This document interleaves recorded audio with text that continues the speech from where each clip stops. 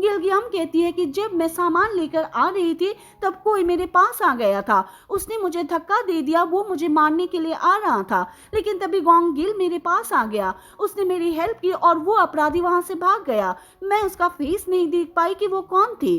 अगले सीन में चू वॉल को देखती जो मॉकजू से बात करती है और कहती है कि जी योंग का कोई गलत इंटेंशन हो सकता है, वो यहाँ पर किसी की जासूसी कर रही है, हमें इसे किडनैप कर लेना चाहिए। लेकिन मॉकजू मना कर देती है। मॉकजू इस सीन को याद करती है जो पिछले एपिसोड का होता है, जहाँ इसने एरो को चू वॉल को दे दिया था और कह दिया था कि एरो जैसान को दे आओ।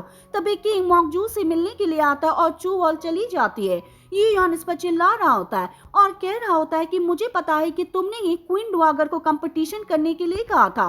तुमने ये अफवाह फैलाई थी कि गवर्नर का बहिष्कार जी योंग की वजह से हुआ। तुमने ऐसा क्यों किया?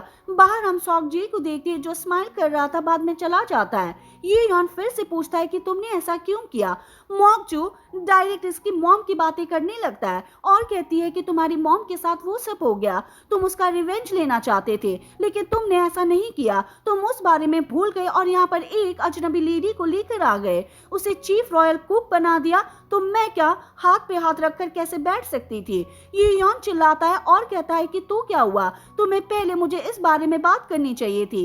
लेकिन मॉकजू नहीं रुकती और कहती है कि जब उन छोटी चीजों पर ध्यान नहीं देते तो जड़ बन जाती है और बाद में हम उनको नहीं रोक पाते। तुम्हारी मॉम ने तुम्हारे डैड पर बिलीव किया था, लेकिन तुम्हारे डैड ने उसका साथ कभी नहीं दिया। ये यॉन चिल्लाता है चुप होने के लिए कह रहा था, लेकिन ये चुप नहीं होती। ये यॉन का दिमाग खराब होने लगता है, वो कुछ नहीं कह पाता और बाहर चला गया था। अगले सीन में जयसान को देखते जो अपने आदमी से बात कर रहा था। पहले जी योंग के खाने के बारे में बात करते हैं कि वो कितनी अच्छी कुक है।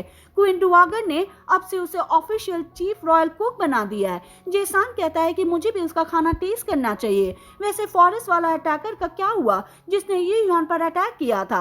आदमी ने बता दिया था कि वो कौन है, उसी ने अटैक करवाया था। जयसान कह रहा होता है कि मैंने उन्हें बताया था कि तुम्हें इसके लिए वेट करना चाहिए, लेकिन वो मेरी बात नहीं सुनेंगे। वैसे अटैकर कौन है? आदमी कहता है कि मैं उसका फेस नहीं देख पाया, उसने अपने फेस पर मास्क लगाया हुआ था, लेकिन मैं उसे जल्दी ढूंढ लूंगा और मार दूंगा।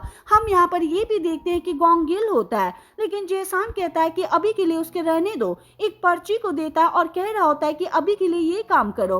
हालांकि ये सीन कंप्लीट सा नहीं होता, इसके बारे में और आगे पता चलेगा। अगले सीन में सोंग जी को देखते जो जी योंग से मिलता है, कुछ चीजों को देता है और कह रहा होता है कि ये यॉन ने पहुंचाई है। बता रहा था कि ये चीजें कॉन्क्यूबाइन यूज करती है। जी योंग कहती है कि मैं नहीं ले सकती, हमारे बीच कुछ नहीं चल रहा है।